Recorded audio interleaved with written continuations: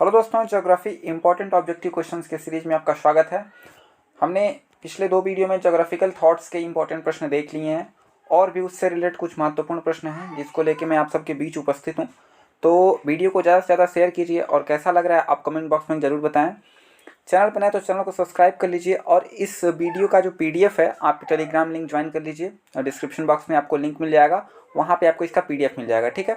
कुछ लोग comment box में ये भी बोल रहे थे कि हिंदी में बताने के लिए, तो मैं हर एक प्रश्न का हिंदी में भी अर्थ आपको समझा देता हूँ, तो इसमें आप कोऑपरेट कर सकते हैं। ठीक है। तो चलिए आज की वीडियो को शुरू करते हैं और ज़्यादा से ज़्यादा वीडियो को आप शेयर कीजिएगा।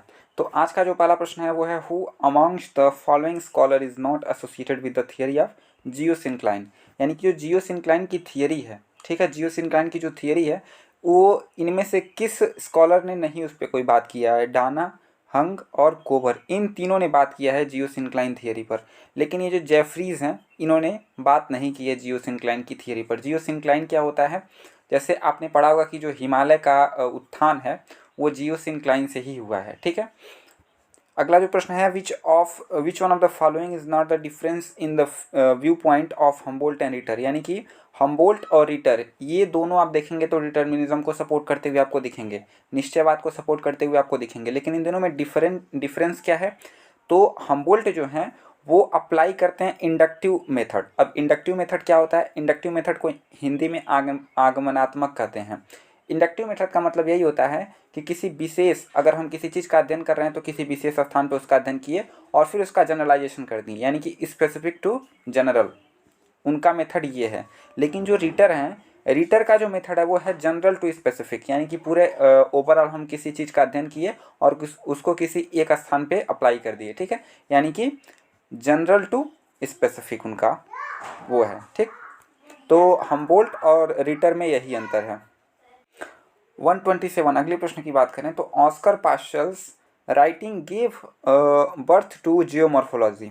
यानी कि जो ऑस्कर पास्कल हैं उनको माना जाता है कि उन्होंने जियोमॉर्फोलॉजी को बर्थ दिया। ठीक। इन अ सिमिलर वे, इसी प्रकार किनको जो है वो ह्यूमन ज्योग्राफी के बर्थ के रूप में जाना जाता है। ठीक है। तो इसमें नाम आता है रेडजेल का। रेडजेल को माना जाता है कि इन्होंने ह्यूमन ज्योग्राफी को जन्म दिया। Who said earth is an organism made in its minutest details to fit the needs of man to perfection.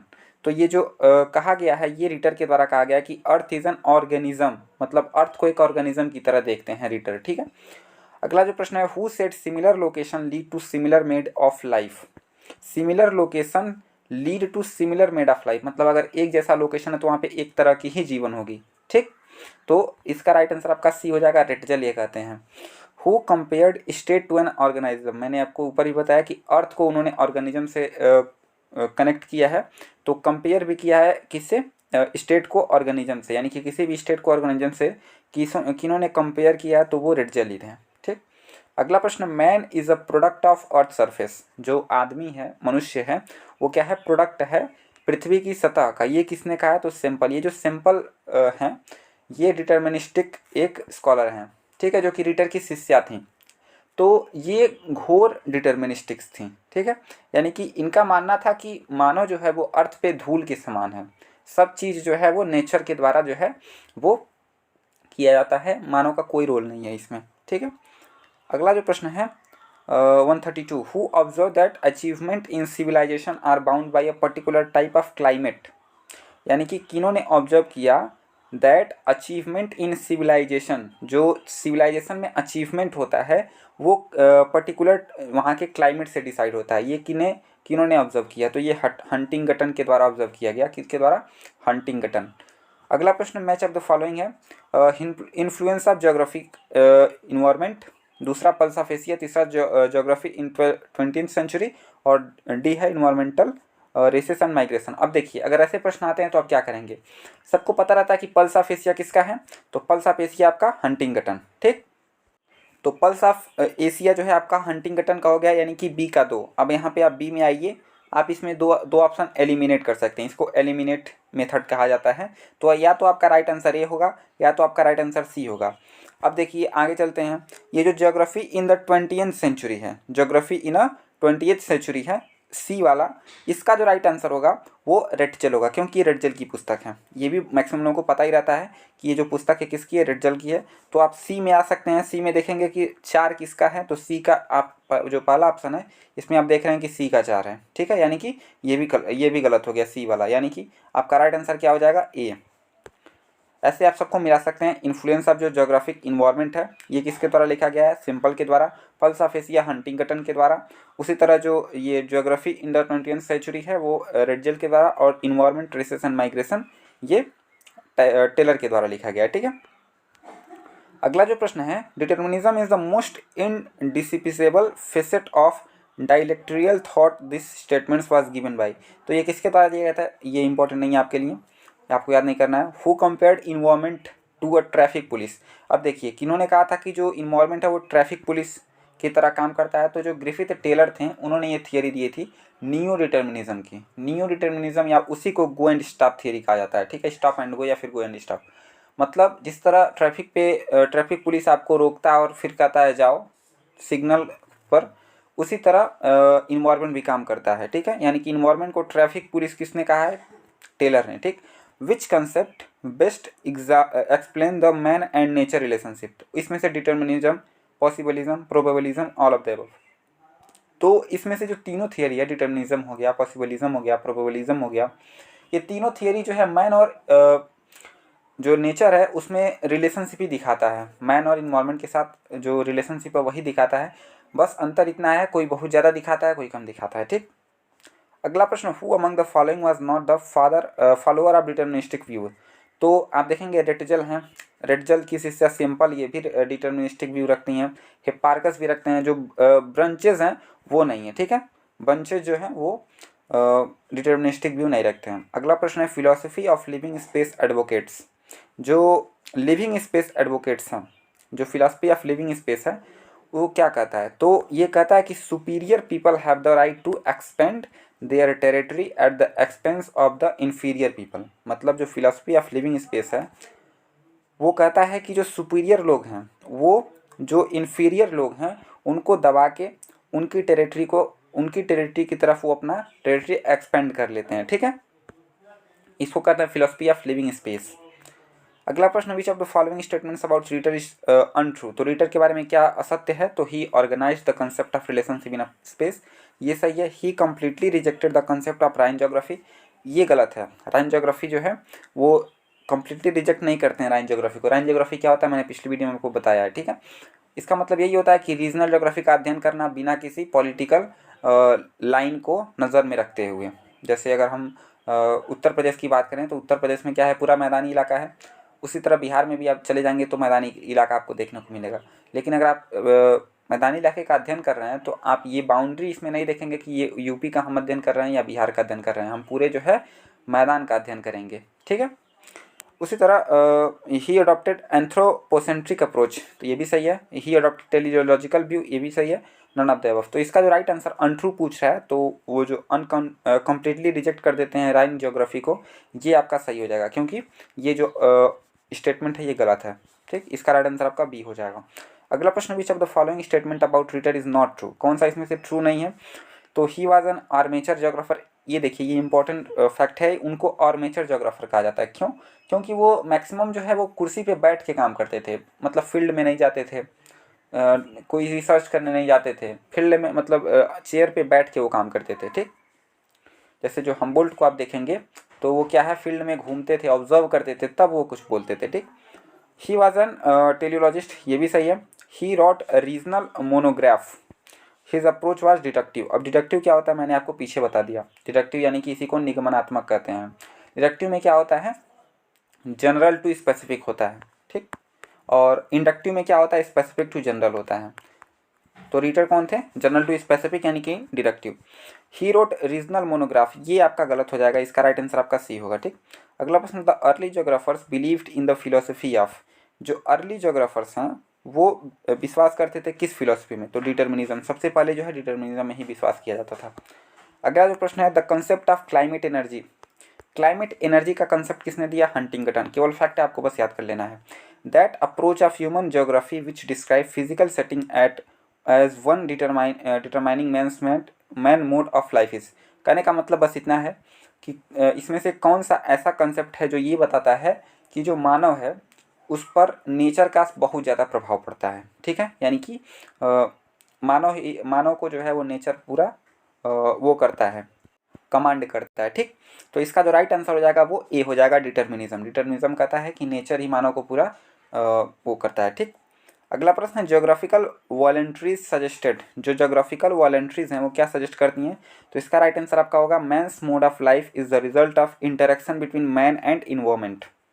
जो मैंस मोड है, मैन मोड्स की लाइफ है, is the result of interaction between man and environment, यानी कि मानव और पर्यावरण के बीच जो संबंध है वो दर्शाता है, उसके बीच जो इंटरेक्शन है उसका रिजल्ट है ज्योग्राफिकल वॉलंटरिज्म। ठीक है, अगला प्रश्न है 145, the climatic influence of man is expressed by climatic analogy. ये भी फैक्ट आपको याद रख लेना है, क्लाइमेटिक एनालॉजी। अगला प्रश्न है who amongst the following made the pioneer effort for delineating the population resource region of the world. यानी कि पॉपुलेशन रिसोर्स यानी कि जो लोग हैं, लोगों की जो जनसंख्या है उसको रिसोर्स मानने वाले और उस हिसाब से रीजन का विभाजन करने वाले, डेलिनिएटिंग करने वाले कौन पायोनियर हैं, कौन ऐसे स्कॉलर हैं? तो इसमें नाम आता है ए आकरमैन का। ठीक है, ए आकरमैन का नाम आता है इसमें, राइट आंसर आपका ए होगा। अगला प्रश्न, the theme of time and evolution was taken by which of the following geomorphologist sorry. तो जो थीम ऑफ टाइम और इवोल्यूशन वाज टेकन बाय किसके द्वारा? जियोमॉर्फोलॉजिस्ट। किस जियोमॉर्फोलॉजिस्ट के द्वारा? तो इसका राइट आंसर आपका डेविस। डेविस का जो है जियोमॉर्फोलॉजी में बहुत ज़्यादा नाम आएगा, तो आप इसको रट लीजिए। अगला प्रश्न है who stress the importance of climate of human activities. मतलब क्लाइमेट का प्रभाव पड़ता है, किसने कहा था? ये हंटिंगटन, पीछे भी मैंने प्रश्न कराया। अगला प्रश्न, the founder of determinism is human geography. जो डिटर्मिनिज्म है ह्यूमन ज्योग्राफी में, उसके फाउंडर कौन है? तो रिटर है। इसका राइट आंसर आपका रेटजल होगा, रेटजल होगा। इसमें ये गलत हो गया है, रिटर इसमें हो गया है, तो यहाँ पे रेटजल होगा। ठीक, द टर्म सोशल डार्विनिज्म क्या था? एग्जिस्टेंस के लिए आपको स्ट्रगल करना पड़ेगा, ये डार्विनिज्म कहता है, डार्विनवाद इसको कहते हैं। तो इसके ये जो शब्द है वो किसने क्वाइन किया था? डार्विनिज्म, ये स्पेंसर ने क्वाइन किया था। अगला प्रश्न, डाई अर्डकुंडे, ये किसकी रचना है? तो जो डाई अर्डकुंडे है वो रिटर की रचना, राइट आंसर आपका ए हो जाएगा। अगला प्रश्न, form of exploration in which phenomena and observation are understood as outcome is also known as the philosophy of. अब देखिए, एक शब्द आया था रीटर के बारे में, रेटजल के बारे में, कि वो टेलियोलॉजी हैं। यहाँ पे आप बात करें तो हाँ, यहाँ पे 139 में आया था ना कि यहाँ पे ही अडॉप्टेड टेलियोलॉजिकल व्यू। यहाँ पे देखिए टेलियोलॉजिकल व्यू। ठीक, 139 में क्या आया था? Teleological view. किसके बारे में? रिटर के बारे में। अब यहाँ पे देखिए टेलियोलॉजी होता क्या है, इसके बारे में अगर हम बात करें तो form of exploration in which phenomena, जो ये एक प्रकार का एक्सप्लोरेशन का फॉर्म है जिसमें जो है क्या होता है, ऑब्जर्वेशन पहले किया जाता है, जो आउटकम आने वाला रहता है उसको पहले ही उसका ऑब्जर्वेशन कर लिया जाता है। इसी को हम टेलियोलॉजिकल व्यू कहते हैं, जिसके बारे में रिटर के बारे में वहाँ पे कहा गया है। ठीक है, तो यहाँ पे हम बात करेंगे तो टेलियोलॉजी इसका राइट आंसर हो जाएगा। अगला प्रश्न था person responsible for development of determinism.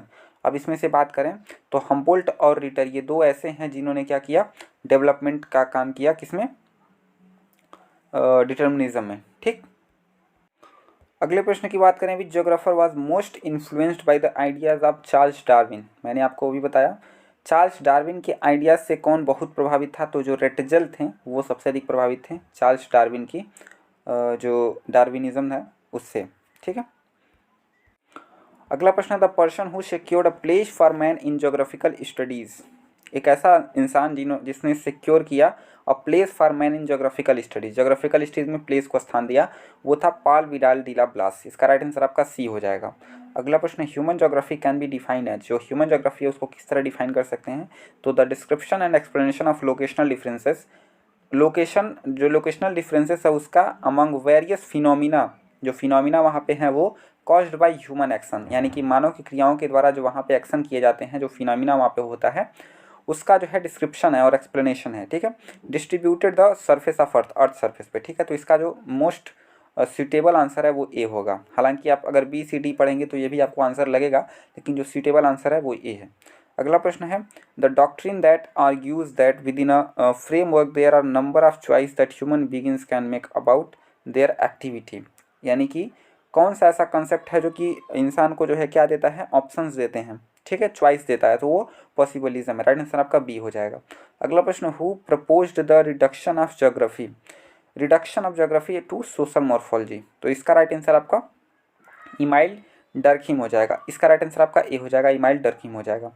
अगला प्रश्न one French geographer who allowed the new Kantian philosophy of space, एक ऐसा फ्रेंच जोग्राफर जिसने क्या किया, न्यू कैंटियन फिलोसफी, जैसे जो कांट थे उनकी जो फिलोसफी थी उसी को आगे बढ़ाते हुए कौन सा वो फ्रेंच जोग्राफर है जो आगे बढ़ा, वो विडाल डी ला ब्लास था। अगला प्रश्न the concept that is an man's power to achieve anything in any environment is known as, यानी कि ऐसा कंसेप्ट जिसमें जो मैन होता है, man's power to achieve, man कुछ भी अचीव कर सकता है, एनीथिंग इन एनी इन्वायरमेंट, किसी भी इन्वायरमेंट में, तो उसको हम पॉसिबलिज्म के नाम से जानते हैं। इसमें मानव को जो है वो इन्वायरमेंट से या फिर नेचर से कहा जाए तो ऊपर दिखाया जाता है। अगला प्रश्न दो फ्रेंड्स इज क्रिएटेड, ये आपके लिए इंपॉर्टेंट नहीं है प्रश्न वैसे।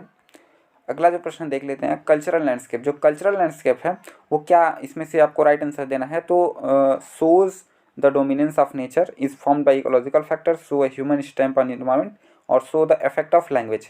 अब यहाँ पे कल्चरल लैंडस्केप की बात कर रहा है, तो मानव का इन्वायरमेंट पे क्या इफेक्ट पड़ता है उसको हम कल्चरल लैंडस्केप बोलते हैं। तो जो स्टैम्प इन्वायरमेंट पे पड़ता है, so a human stamp on environment, इसका राइट आंसर आपका सी हो जाएगा कल्चरल लैंडस्केप में। अगला प्रश्न है genres de vie, genres de vie means क्या होता है, तो इसका right answer life cycle, life cycle मतलब जीवन चक्र, उसको हम जेनरस डी वाई कहते हैं। अगला प्रश्न who introduce the term compass, compass सबसे पहले शब्द किसने इंट्रोड्यूस किया ह्यूमन ज्योग्राफी में, तो विटलेसी, डरवेंट विटलेसी ने। अगला प्रश्न who coin the term cultural landscape, तो कल्चरल लैंडस्केप जो टर्म है वो कार्लोस सावर ने क्वाइन किया था। राइट आंसर आपका बी हो जाएगा। अगला प्रश्न who put forward the concept of probabilism, अब देखो कंसेप्ट ऑफ प्रोबेबिलिज्म मैंने आपको बताया, प्रोबेबिलिज्म मतलब जो बहुत सारी चॉइस देता हो, ठीक, तो इसका राइट आंसर आपका स्पेट हो जाएगा। राइट आंसर आपका बी हो जाएगा, स्पेट।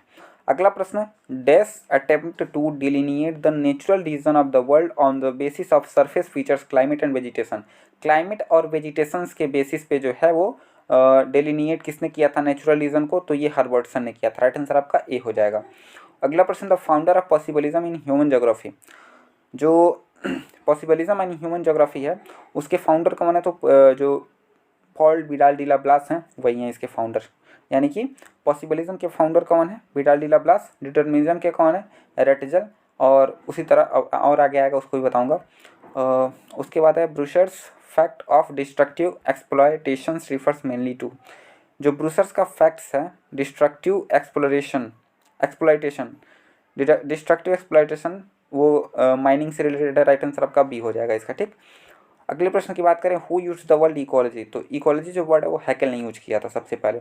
The founder of concept of human ecology Barrows, right answer आपका ए हो जाएगा। अगला प्रश्न इसमें से मैच करना है आपको, तो pragmatic possibilism, probabilism, stop and go determinism और पॉसिबलिज्म। अब यहाँ पे देखिए स्टॉप एंड गो मैंने आपको बताया कौन इसने किन्होंने इसको दिया था, तो इसका राइट आंसर आपका सी का 4, तो ये ग्रिफिथ टेलर ने दिया था stop and go. Right answer आपका 4, ठीक, सी का 4। अब देखिए यहाँ पे सी का 4 दो ही ऑप्शन में दिया है, तो दो ऑप्शन आपका एलिमिनेट हो जाएगा, ठीक। कोशिश करिए कि आप पेपर में एलिमिनेशन का यूज़ करें, क्योंकि बिना एलिमिनेट किए आपसे प्रश्न नहीं बनेंगे। हाँ, कुछ क्वेश्चंस ऐसे होंगे जो आपको एक लाइन में याद हो सकते हैं, लेकिन मैक्सिमम क्वेश्चन को आपको एलिमिनेट करना पड़ेगा। तो आप कोशिश करिए कि प्रैक्टिस करते समय ही पेपर के पहले ही आप एलिमिनेट करने का प्रयास करते रहिए। इसी तरह प्रैग्मेटिक पॉसिबलिज्म, प्रोबेबिलिज्म और पॉसिबलिज्म, तो प्रोबेबिलिज्म मैंने आपको बताया स्पेट ने ये दिया है, तो इसका राइट आंसर आपका बी का 2 हो जाएगा स्पेट। पॉसिबलिज्म जो है वो फेब्रे ने दिया है, यानी कि डी का पॉसिबलिज्म का 3 हो जाएगा, और यहाँ पे प्रैग्मेटिक पॉसिबलिज्म टैथम ने दिया है, ठीक। तो इसका राइट आंसर आपका सी होगा, मिला सकते हैं आप। अगला प्रश्न one German geographer followed the Kantian traditions of space, यानी कि कौन ऐसा जर्मन जोग्राफर है जिसने जो कांट का ट्रेडिशन था उसको आगे बढ़ाया, फॉलो किया, तो वो हमबोल्ट है, ठीक। वो कौन है, हमबोल्ट है। एक सेकेंड, यहाँ पे हमबोल्ट नहीं, अल्फ्रेड हेटनर होगा। इसका राइट आंसर आपका अल्फ्रेड हेटनर होगा। जो जर्मन जोग्राफर हैं जिसने जो है कंटिन्यून ट्रेडिशन को फॉलो किया वो अल्फ्रेड हेटनर हैं। तो इसका राइट आंसर आपका जो है सी हो जाएगा, अल्फ्रेड हेटनर। अगला प्रश्न, हु यूज द वर्ड इनजेम्बल। इनजेम्बल का मतलब एक तरह से पहनावा आप कह सकते हैं। तो ये वर्ड किसने यूज किया था? तो ये किया था यूज प्रीस्टोन जेम्स ने। ठीक, प्रीस्टोन जेम्स ने ये इनजेम्बल वर्ड यूज किया था। अगला प्रश्न, one British geographers delineate regions from the view point of man's perceptions. इसका राइट आंसर आपका ये हो जाएगा फ्लियर। ये सारे एक एक लाइन के एक एक स्टेटमेंट्स के आपके प्रश्न हैं जो कि आपसे पेपर में डायरेक्ट पूछे जाते हैं। तो आप कोशिश करिए कि वीडियो को 2 से 3 बार देख के चीज़ों को एक बार अगर आप देखे रहेंगे तो पेपर में आपका प्रश्न नहीं छूटने पाएगा। तो 2 से 3 बार वीडियो को देखिए ताकि आपको चीज़ें जो है वो कंठस्थ हो जाएं, याद हो जाएं। अगला प्रश्न, which American geographer carried on the Kant Hettner tradition forward. यहाँ पर भी वही कह रहा है कि किसने जो कांट है और हेटनर है इसके ट्रेडिशन को आगे बढ़ाया। मैंने आपको यहाँ पे जो हडसन हमबोल्ट बताया, अगर यहाँ पे हडसन होता तो वो आपका राइट आंसर हो सकता था, लेकिन यहाँ पे हमबोल्ट दिया था इसीलिए मैं थोड़ा सा वो हो गया। तो यहाँ पे जो अमेरिकन जोग्राफर हैं कैरिड ऑन द कांट हेटनर। अब देखिए कांट और हेटनर के ट्रेडिशन को आगे किसने बढ़ाया? तो हडसन थे। ठीक है, अगला प्रश्न है मैच ऑफ द फॉलोइंग। अब यहाँ पे कुछ रीजन्स दिए गए हैं, जैसे फॉर्मल रीजन। फॉर्मल रीजन का मतलब यही होता है कि उस रीजन में एक रूपता पाई जाती हो, फिजिकली देखा जाए तो एक रूपता होनी चाहिए, मतलब वहाँ पे कृषि एक तरह से हो, लैंड यूज पैटर्न एक तरह से हो, तो उसको हम फॉर्मल रीजन बोलेंगे। फंक्शनल रीजन का जो डिफिनीसन होता है वो ये होता है कि किसी क्षेत्र में जो काम किया जाता है, अगर एक तरह से जैसे किसी क्षेत्र में कोल माइनिंग हो, मतलब माइनिंग हो रहा है तो वो एक फंक्शनल रीजन हो जाएगा। इसी तरह किसी एरिया में फिशिंग हो रहा है तो वो भी एक फंक्शनलिज्म हो जाएगा। मतलब कार्यात्मक प्रदेश इसको कहते हैं, कार्य के आधार पर इस प्रदेश का विभाजन किया जाता है। ठीक है, स्पेसिफिक रीजन के बारे में आपको पता है, विशिष्ट क्षेत्र इसको कहते हैं। ठीक, अगला प्रश्न हम देखेंगे 178, who developed the principle of least effort. The principle of least effort, इसका राइट आंसर आपका जिफ हो जाएगा, राइट आंसर आपका डी हो जाएगा। याद कर लीजिए the principle of least effort. अगला प्रश्न, the main contribution of Richthofen was in the field of systematic geography. यानी कि जो रिच्टहोफन है उनका जो मेन कंट्रीब्यूशन है वो सिस्टमेटिक ज्योग्राफी है। सिस्टमेटिक ज्योग्राफी क्या होता है? मैंने आपको बताया था, सिस्टमेटिक और रीजनल दो टाइप्स के ज्योग्राफी होते हैं। ठीक, अगला प्रश्न, identify the geographer who was initially a quantitative geographer but as the move to USA he become Marxist geographer. मतलब स्टार्टिंग में वो क्वांटिटेटिव ज्योग्राफर थे लेकिन बाद में यूएसए जाने के बाद मूव्ड टू यूएसए।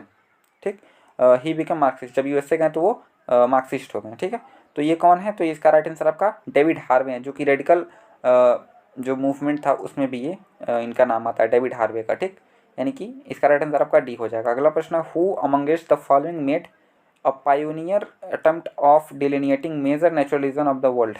तो हर्बर्टसन ने ही ये बांटा हुआ है, pioneer attempt of delineating major natural region में। ठीक है, नेचुरल रीजन में किसने बांटा? हर्बर्टसन ने। लेबोरेटरी कंडीशन, अब देखो लेबोरेटरी मतलब किसी एक क्लोज सिस्टम की बात कर रहा है, तो इसका राइट आंसर आपका सी हो जाएगा। Laboratory condition example of close system. A theory of what ought to be rather than what actually occurs in cold. एक ऐसी थियरी जिसमें क्या होना चाहिए से ज़्यादा इंपॉर्टेंट होता है क्या एक्चुअली में क्या हो रहा है। ठीक है, तो ये जो थियरी है क्या कहलाती है? ये कंसेप्ट क्या कहलाता है? नॉर्मेटिव थियरी इसको कहते हैं। ठीक है, अगला प्रश्न है मैच ऑफ द फॉलोइंग का, landscape studies, residential mobility, voting pattern और जियोमेट्री ऑफ काइंड। जो ज्योमेट्री ऑफ काइंड है वो टोबलर का है। उसके बाद आप बात करें तो वोटिंग पैटर्न कॉक्स का है, रेजिडेंशियल मोबिलिटी क्लार्क का है और लैंडस्केप स्टडीज टुआन का है। तो ये आपका ए का 1, बी का 2, तीन का सी का 3 और डी का 4 होगा। अगले प्रश्न की बात करें, one of the first to write on geography of India, यानी कि पहली जो इंडियन ज्योग्राफी है वो किसने लिखी है? पहली बार तो एन एल चीबर ने। ठीक है, एन एल चीबर ने जो है लिखा था।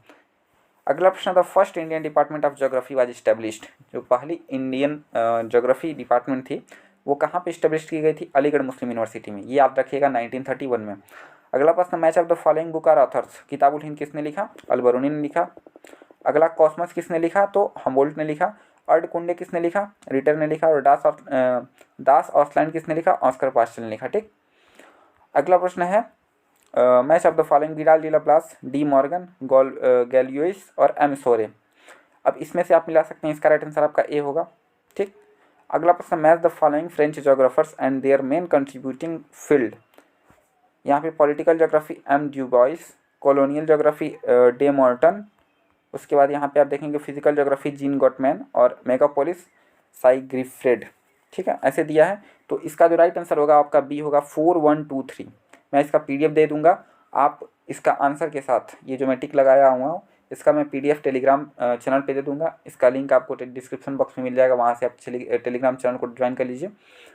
और अगला प्रश्न है, Vidal formulated the concept of possibilism. जो बिडाल, यहाँ पे इसको बिडाल पढ़ सकते हैं, यानी कि जो पॉसिबलिज्म का कंसेप्ट है वो किसने दिया, बिडाल लाप्लास ने दिया था, ठीक। राइट आंसर आपका सी हो जाएगा। अगला प्रश्न था, principle of terrestrial whole was given. जो टेरेस्ट्रियल होल है उसका जो कंसेप्ट प्रिंसिपल है किसने दिया, बिडाल लाप्लास ने दिया था, ठीक है। अगला प्रश्न, sovereign influence of environmental over man is concern. जो सोवेरियन इन्फ्लुएंस है इन्वायरमेंट का वो किसने दिया था, मैन पर, तो ब्लास ने दिया था, बिडाल डी लाप्लास। मतलब वही ये बात करते हैं बिडाल डी लाप्लास की मैन जो है इन्वायरमेंट से ऊपर है, पॉसिबलिज्म है, ठीक। Nature is never more than advisor said, ये भी किसने कहा था, ब्लास ने ही कहा था। ब्लास मतलब बिडाल डी लाप्लास।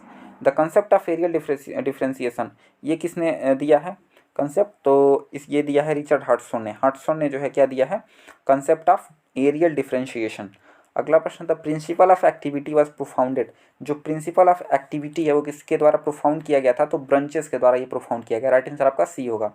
अगले प्रश्न की बात करें तो the principle of interaction was given, यानी कि जो द प्रिंसिपल ऑफ इंटरेक्शन है वो किसके द्वारा दिया गया है, ये भी जो है ब्रंचेस के द्वारा ही दिया गया। राइट आंसर आपका डी हो जाएगा, ब्रंचेस के द्वारा। अगला प्रश्न, इलीज रेकल्स। इलीज रेकल्स जो है वो क्या है, एक फ्रेंच जोग्राफर है, उन्होंने क्या किया है, डिटर्मिनिस्टिक अप्रोच के रूप में लिखा है, ठीक है। अगला जो प्रश्न है 198, इमैनुअल डीमार्टन। जो इमैनुअल डीमार्टन है वो क्या है, एक बेसिकली फिजिकल जोग्राफर है ये, ठीक है, फिजिकल जोग्राफर है इमैनुअल डीमार्टन। अगला प्रश्न, the royal Geographical Society of London. जो जोग्राफिकल सोसाइटी ऑफ लंदन है वो किसके द्वारा कब फाउंड किया गया था, तो 1830 में, ठीक है, Royal Geographical Society of London. और the founder of the British school of geography कौन है, तो ये मैकेंडर है। राइट आंसर आपका ए हो जाएगा। तो टोटल आपके 200 प्रश्न मैंने आपको जोग्राफिकल थॉट से करा दिए। लगभग 100 प्रश्न और बचे हुए हैं जिसको मैं कराने का प्रयास करूंगा अगले वीडियो में, ठीक है। तो वीडियो को ज़्यादा से ज़्यादा शेयर कीजिए, कैसा लग रहा है कमेंट बॉक्स में ज़रूर बताइए। और इसका PDF में मैंने आपको बताया कि टेलीग्राम चैनल का लिंक डिस्क्रिप्शन बॉक्स में है, आप वहाँ से जाके डाउनलोड कर सकते हैं, ठीक है। और फिर तब मिलते हैं नेक्स्ट वीडियो में, धन्यवाद।